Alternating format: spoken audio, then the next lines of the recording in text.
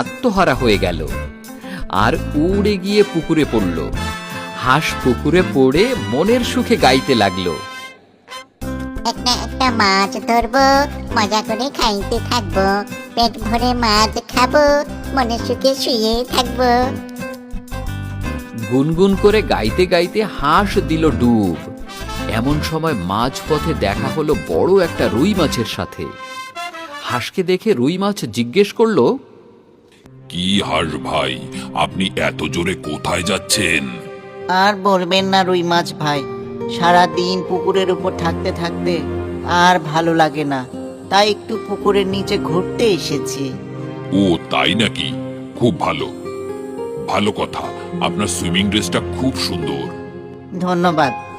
আচ্ছা রুই মাছ ভাই, আমার না খুব ইচ্ছে করছে ছোট ছোট মাছ, কচ্ছপ, শামুক এদের সাথে দেখা করতে।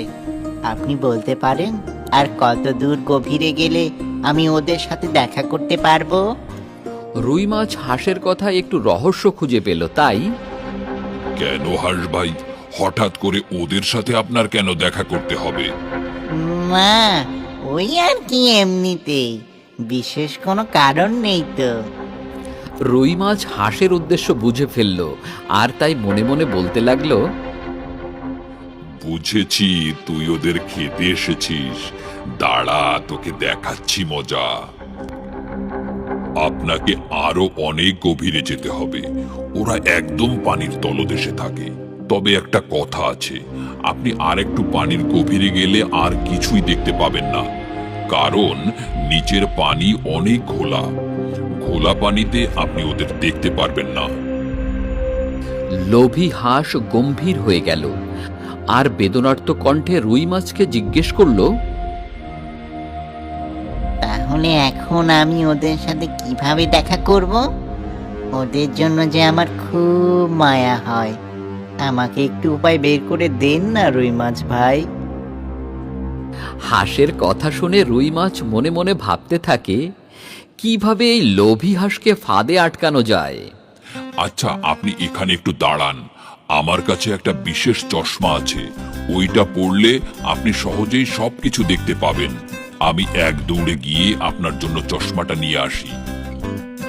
রুই মাছের কথা শুনে লোভী হাঁস খুশি হয়ে গেল আর আনন্দ সুরে বলতে লাগলো, আসলেই রুই মাছ ভাই, আমি আপনার কথা আরো শুনেছি, আজকে দেখতে পেলাম আপনি কত ভালো। যান যান, তাড়াতাড়ি আমার জন্য ওই চশমাটা নিয়ে আসেন। জি আচ্ছা হাঁস ভাই, আপনি কোনো চিন্তা করবেন না, আমি এই যাব এই আসব, আপনি কিন্তু এইখানেই থাকবেন। এই কথা বলে রুই মাছ অতি দ্রুত তার বন্ধু কাকড়ার নিকট সংবাদটা পৌঁছে দেওয়ার জন্য রওনা হলো। শুনছো ভাই কাকড়া, পুকুরের মধ্যে লোভী হাঁস ছদ্মবেশে ঘুরে বেড়াচ্ছে। সে পুকুরের ছোট ছোট মাছ ও অন্যান্য প্রাণীদের খেয়ে ফেলবে বলে আমার মনে হয়। এখন এই ব্যাপারে তোমার কি মতামত একটু শুনি।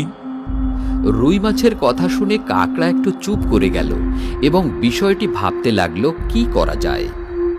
তুমি ঠিকই বলেছ, আমার কাছে প্রায় অভিযোগ আসে লোভী এই হাঁস আমাদের পুকুরে থাকা ছোট ছোট মাছ, কচ্ছপ এবং শামুক খেয়ে ফেলে।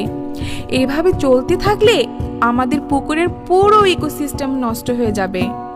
তাই হাঁসটিকে একটা উচিত শিক্ষা দিতে হবে আমাদের। ঠিক বলেছ বন্ধু কাকড়া, চলো ওকে একটা উচিত শিক্ষা দেই।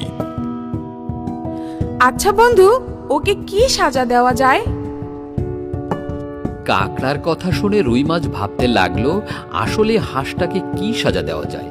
ভাবতে ভাবতে হঠাৎ রুই মাছের মাথায় একটা বুদ্ধি আসলো। বন্ধু কাকড়া, হাঁসটিকে দেখেছি একটি সুইমিং ড্রেস পরে পানিতে এসেছে। তুমি যদি তোমার ধারালো কাঁটা দিয়ে ওর ড্রেসটি ফুটো করে দিতে পারো, তাহলেই দেখবে